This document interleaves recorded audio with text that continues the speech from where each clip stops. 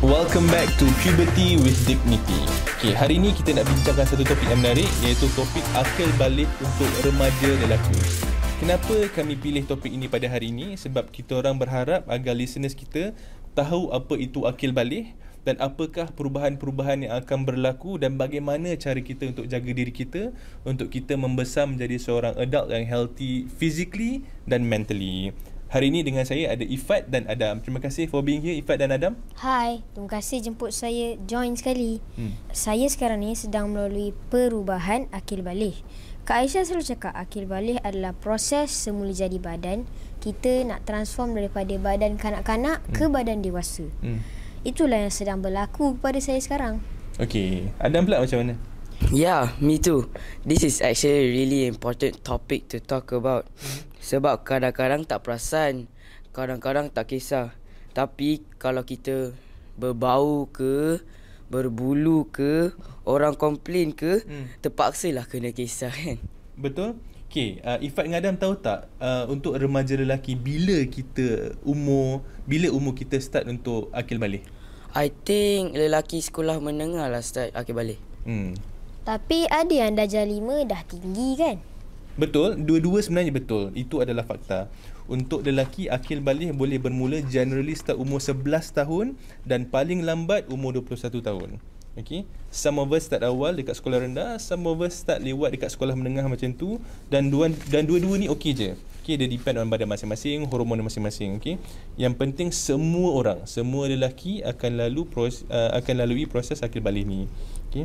Akil balik adalah perubahan fizikal, perubahan emosi dan juga perubahan sosial. Okay. Boleh tak Ifat dengan Adam share dengan kita semua ni apakah perubahan fizikal yang berlaku semasa proses akil balik? So untuk Ifat, jadi tinggi, broad shoulder, badan membesar lah.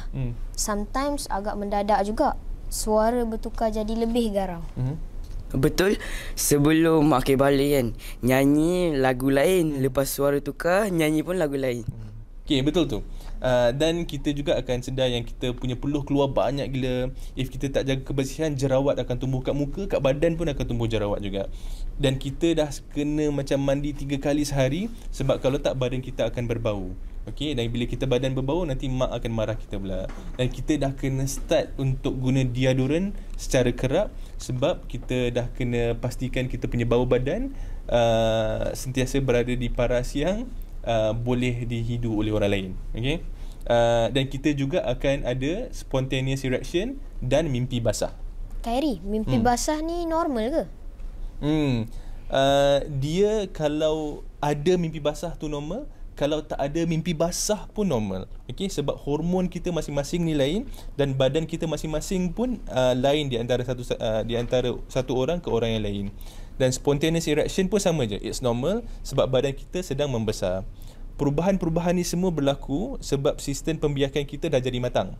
Dan tugas kita adalah untuk jaga diri kita yang baik dan manage akil balik kita ni dengan baik supaya the rest of our body ni boleh catch up untuk jadi sama-sama matang juga. Okay, otak saya masih belum matang lagi. My mom this morning, dia ingatkan saya yang saya masih belum matang. Anything label 18 plus we can't watch. All our social media accounts are parental control. Betul, exactly. Semua media consumption Ifat dengan Adam sekarang kena ada parental control. Okay, kita kesenar diri walaupun kita dah akil balik. You guys ni sebenarnya masih lagi kanak-kanak. Okay, belum lagi dewasa. Kita tak payah tengok benda-benda yang tak patut. Kita masih membesar, kita kena ikut undang-undang walaupun kita rasa macam kita dah boleh handle all that particular content. Okay, kalau kawan-kawan kita buat, kita jangan tengok. Okay, maknanya kalau korang terpaksa dan nak ikut kawan-kawan tengok benda-benda yang tak patut tu, maknanya korang belum lagi matang, korang belum lagi dewasa, sebab korang masih lagi nak ikut apa yang diorang tengok. Betul tak? Korang kena jadi matang dengan diri sendiri. Okay. Sekarang ni ada tak perasaan segan dengan kawan-kawan? Not gonna lie, segan lah. Dulu saya ramai ada kawan-kawan perempuan, tapi kan saya perasan sekarang diorang dah tak serapat dulu. Saya sendiri dah tak selesa dah. Saya pun tak tahu kenapa. Contohnya dulu saya happy dan selesa je untuk peluk Kak Aisyah. Setiap kali saya jumpa dia. Sekarang nak salam pun dah segan. Okay. The thing about akil balik is kita akan ada perubahan yang kita nampak dan perubahan yang kita tak boleh nampak. Perubahan yang kita nampak ni kita boleh manage. Macam mandi kita kena bersih, kita kena trim bulu badan, kita kena pakai deodorant, dan kita kena pakai pakaian luar dan pakaian dalam yang bersih juga. Perubahan yang kita tak nampak, ini semua hormon, ini semua yang kita punya emosi ini, hormon dan emosi ni kita kena peka sebab kita tak nampak. Kita bila jadi perubahan-perubahan yang kita tak nampak ni, kita boleh berbincang dengan mak ayah. Dan bila korang dah start akil balik, perasaan pun korang akan start rasa perasaan-perasaan yang korang tak pernah rasa sebelum ni. Okay? Sebagai remaja, kita mungkin rasa nak lebih rapat dengan kawan-kawan. Korang dah rasa macam nak start ada couple. Korang rasa macam nak masuk satu geng ni. Dan korang rasa macam korang perlukan ruang privasi, privasi yang lebih lama daripada korang punya parents ataupun adik-beradik. Betul tak? I'm gonna be honest. Sometimes saya memang rasa marah. I smash the door. And I'm terkejut myself lah. So, and then after that, I'm really sad.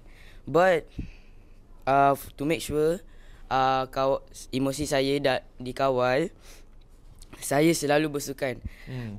Ini tips daripada Cikgu PJ saya kan. And betul, lepas kan saya rasa lebih lega, lebih happy. Obviously lah, rasa lebih sihat.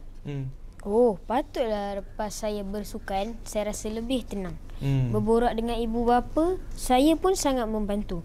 Anytime saya rasa takut ke, risau ke, atau rasa tak sedap hati, confused, saya akan borak dengan ibu atau ayah saya. Kadang-kadang cakap dengan cikgu pun membantu. Betul, kita tak boleh ada perasaan takut untuk talk about these things. Okay, kita kena cakap dengan kawan, dengan ahli keluarga, dengan orang dewasa yang korang percaya. Okay? Bila kita borak ni, kita akan rasa normal dan kita akan kurangkan stres kita. Dan bila kita bercakap pasal benda-benda ni juga dengan orang dewasa yang kita percaya, korang akan sedar yang you are not alone. Okay? Dan it helps untuk normalizekan the changes yang sedang berlaku dalam diri kita, dan dia akan remind us that there's nothing strange or abnormal about what we're going through at the moment. Okay, it's all part of growing up. That's right. Lagi banyak kita cakap pasal ni, lagi kurang rasa terselesa tu. Agree. It's nice to know when we are not alone. Betul. Alright, hari ni saya bersama Ifat dengan Adam dah berkongsi tentang perubahan-perubahan fizikal, emosi dan sosial apabila kita melalui proses akil balik. Okey, dan kita juga dah bercakap tentang macam mana kita nak jaga diri kita supaya kita membesar menjadi seorang adult yang healthy mentally dan physically.